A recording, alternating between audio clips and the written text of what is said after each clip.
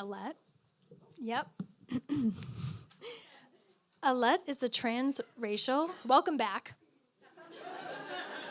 I'm often on step 10 when I need to be on step 2. All right. Alett Meckler. Alett is a transracial domestic adoptee. She's a dual citizen of the U.S. and Canada, but identifies as Canadian, eh? How do you say it? Canadian, eh? No big deal. Canadian, eh? I'm totally laid back. No big deal.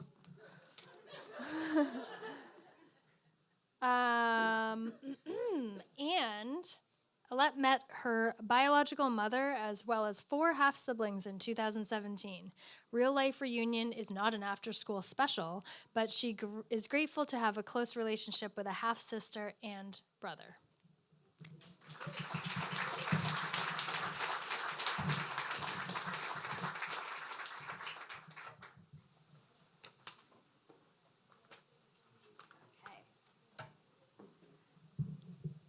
Hi, everyone. All right. I was about 6 or 7 years old when I saw the movie The Little Match Girl, the movie that to this day haunts me. I have some vague memories about that night pop in my mind, like I'm in my fuzzy jammies. You know, remember those ones that had the plastic feet that would make your feet sweat and you'd have to cut the end? Yeah, I remember. I'm in my parents' bed watching the movie either with my mother or a babysitter, and on the screen there's a young girl. She is sleeping soundly on a church pew, and the minister wakes her up and says that she needs to leave because the church is closing, and that she should head home to her family. The thing is that she has nowhere to go, and the church was her last resort. Defeated, she shuffles out into the darkness. She walks down the streets, defeated, the wind biting at her tattered layers of her smock, almost in synchrony with her breath mingling with the bitter cold air to form momentary clouds in the dark. The wind dies and the night is silent once more. She walks through town some more and she sees this scene replaying over and over again. She stops at one of the windows and she looks into the window and she sees a family laughing, fire crackling. She's so close that she can almost feel the warmth of the fire.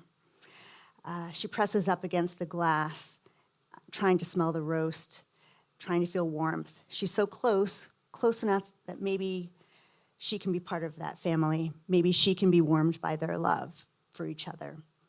This is the closest she will ever come to having that kind of love. She's an orphan. She was abandoned at a young age, left to fend for herself, always on the outside, looking in.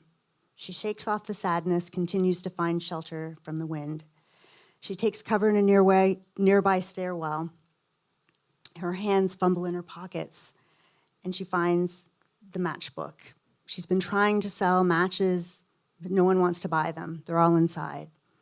She strikes the matches, trying to keep warm, and then she gets down to her last match. She strikes it. In seconds, the spark ignites. It glows bright and then fades. And within minutes, the little match girl falls limp and fades. I think about this movie a lot. My biggest fear is fading, being alone. And it makes sense since it was my and probably many others' first experience in this world, being abandoned and alone.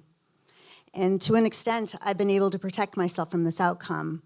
The thought process being that if you don't depend on anyone, no one will abandon you or let you down. So where is this all heading? I mean, well, 7 years ago, after DNA testing and Facebook sleuthing, I found my birth mother. I risk opening wounds by Facebook messaging the woman. No answer. So I make contact via Facebook with a woman who I suspect is a half-sibling. We connect. She knows nothing of her mother having had a child out of wedlock, but she knows her mother lived in California. She agrees to reach out to her mother for me. Her mother is now 70 and denies ever having a child out of wedlock. But eventually she breaks down. 70 years of secrets for her, 47 years of being on the outside for me, peering into others' nuclear family homes. Suddenly, the entryway to this home flings open. The door flings wide open. The predestination of being the little match girl seems less likely now. I let my guard down and I send a letter via this half-sibling to share a little bit about my life. I patiently await a call or an email. 1 week goes by, and then 2. I know the letter arrived because I got acknowledgement from this sibling. I wait. 1 month, almost 2 months. This door is starting to close. Through social media, photos, and content shares, I follow their family adventures. A trip to a lodge in a lakes region, smiles, ice cream, games, and laughter. I am again on the outside, looking in at the family, supposedly my birth family, a part of my history that I never had the privilege of accessing. I am the little match girl. I slipped. I allowed myself to get swept away with the prospect of being let in, of being a part of my true biologic family. I let my mind dream of future Thanksgiving dinners and Christmases, making up for lost time, feeling that feeling I have heard and read about, that feeling of closeness, of true connection, that of being with one's own squad or one's own family tribe, what that allows. 3 months go by, the sister turns a little bit less friendly. And then the final blow, a text from her. Don't contact me again. Thank you for sharing your story. I wish you well. The door slams shut. With it, a sinking, heavy feeling in my heart.